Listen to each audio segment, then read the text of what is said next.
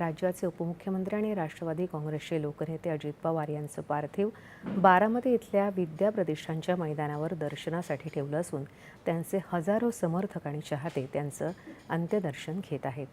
पुणे जिल्ह्यात बारामती विमानतळाजवळ आज सकाळी झालेल्या भीषण विमान अपघातात उपमुख्यमंत्री आणि राष्ट्रवादी काँग्रेसचे नेते अजित पवार यांचं निधन झालं.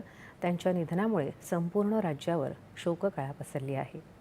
अजित पवार जिल्हा परिषद निवडणुकांच्या प्रचारासाठी मुंबईहून बारामती इथं सकाळी 8:10 हे विमान निघालं. मात्र बारामती विमानतळाजवळ लँडिंग करताना तांत्रिक बिघाड झाल्यानं 8:45च्या सुमाराला त्यांचं विमान कोसळलं.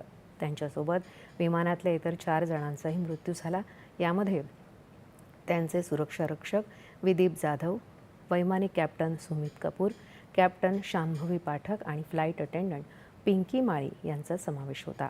अजित पवार यांच्या सन्मानार्थ संपूर्ण राज्यात आजपासून 30 जानेवारीपर्यंत दुखवटा जाहीर करण्यात आला असून इमारतींवरील राष्ट्रध्वज अर्ध्यावर आणण्यात आले आहेत. तसंच राज्य सरकारची सर्व कार्यालये आज बंद ठेवण्यात आली होती.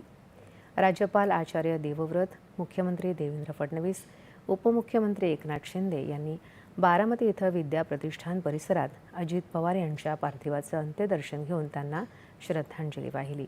त्यानंतर त्यांनी सुनेत्रा पवार आणि सुप्रिया सुळे यांच्यासह अजित पवार यांचे सुपुत्र पार्थ आणि जय पवार यांच्यासह कुटुंबियांची भेट घेतली. यावेळी केंद्रीय नागरी विमान वाहतूक मंत्री राममोहन नायडू आणि राज्यमंत्री मुरलीधर मोहोळही उपस्थित होते. राष्ट्रवादी काँग्रेसचे अध्यक्ष सुनील तटकरे, मंत्री हसन मुश्रीफ, प्रफुल्ल पटेल यांच्यासह सर्व पक्षीय नेते बारामती इथं आहेत. पंतप्रधान नरेंद्र मोदी यांनी ज्येष्ठ नेते शरद पवार यांच्याशी दूरध्वनीवरून संभाषण करत आपल्या शोकसंवेदना व्यक्त केल्या.